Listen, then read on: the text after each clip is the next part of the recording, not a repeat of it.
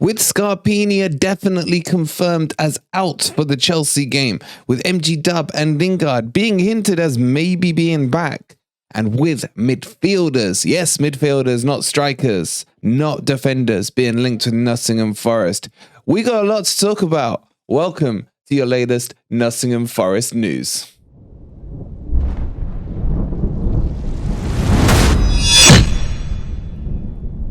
Good morning, good evening, or good night, wherever in the world you are. Whatever time of day you're watching this, hope you're having a wonderful day. And welcome to your latest Nottingham Forest update. Guys, we got a lot to cover off, and there is a lot coming up as promised on the channel. This is going to be for the fans, by the fans. As you can see below me here, we have a QR code now and the phone number for you guys to WhatsApp us, should I say, and keep in touch. What we want from you guys is your thoughts on Nottingham Forest. Send us 30-second clips, up to a minute clip, something like that, especially on match days, and your reactions. If you're at the game, you can by all means send us little clips of you at the wonderful City ground, and we will embed those all onto a video. So make sure, if you want to be part of this community, this ever-growing community, please get involved on WhatsApp. You can either scan the QR code or just punch in those digits and get those videos across to us. On top of that, we've also set up a new Twitter feed that is dedicated to Nottingham Forest news. It's FFTV High Press. So make sure you please do go and follow that on Twitter. The link is, of course, in the link tree in the description.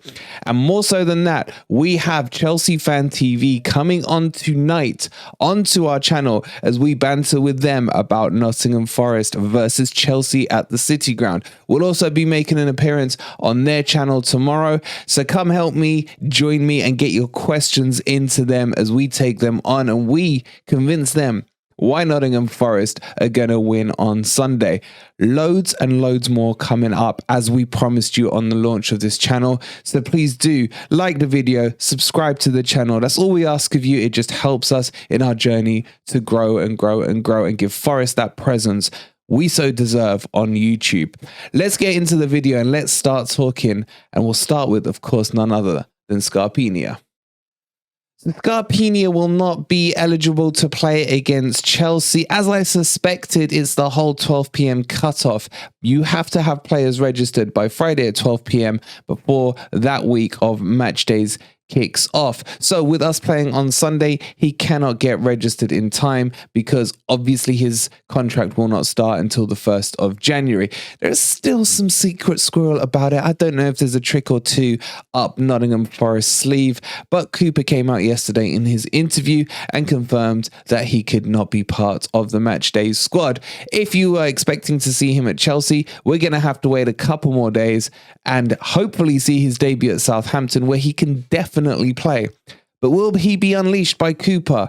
We're going to have to kind of watch his space and find out. So, sorry to all the Scarpiniites, we go with that, who are out there.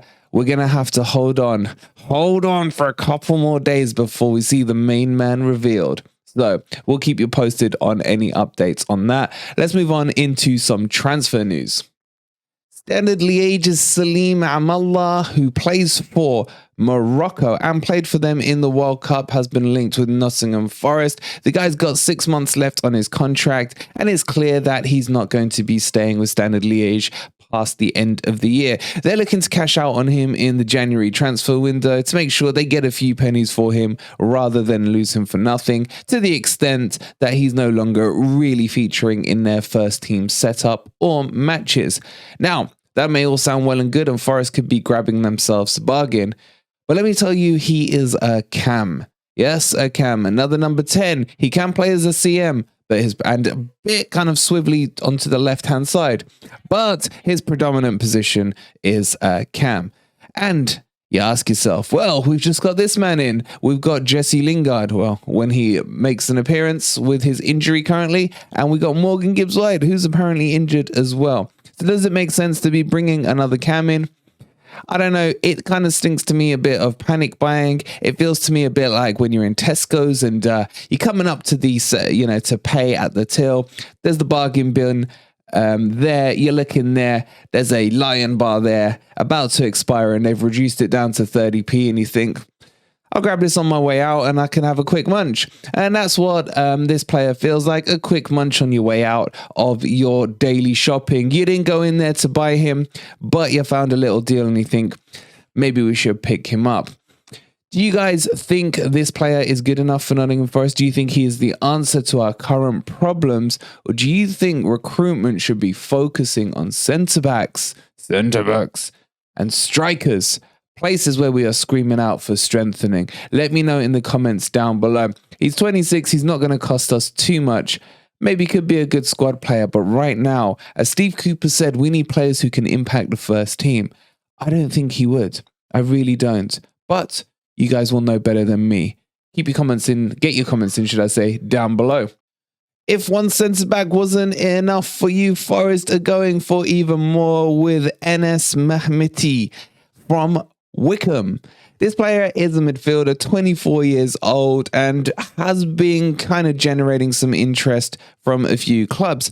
However, they don't want to sell him. Well, they do want to sell him, but what they're trying to do is drive his price up. And Wickham are looking for a price of somewhere between 5 and 7 million for this guy. And yes, again, he's another midfielder. Forest are definitely panicking about the current midfield situation with the injuries we have. And I think we're going to see, you know what it's smelling to me of, guys? It's smelling to me a bit like when Niakate got injured towards the end of the transfer window, and then suddenly Bade and suddenly Bolly came in, suddenly Aurier came in.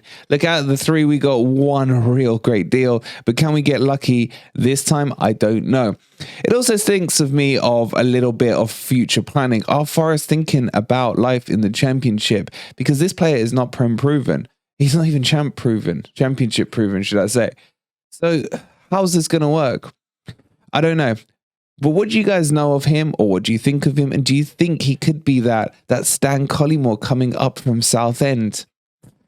There's only one Stan Collymore though, isn't there? Get your comments in down below. I wish I could bring you some breaking news about a striker about to sign for Nottingham Forest, or a pacey centre-back who's going to come in and save our defence at the back. But unfortunately right now, those big names are not currently there to be shared. But we will keep you posted on them. Just a couple of things to remind you about. Grumpy Old Reds has got a new episode. Episode 5 is out, where the Manchester United game was discussed. So if you haven't already, again, click on that link. It's a whole feast of content to keep you entertained.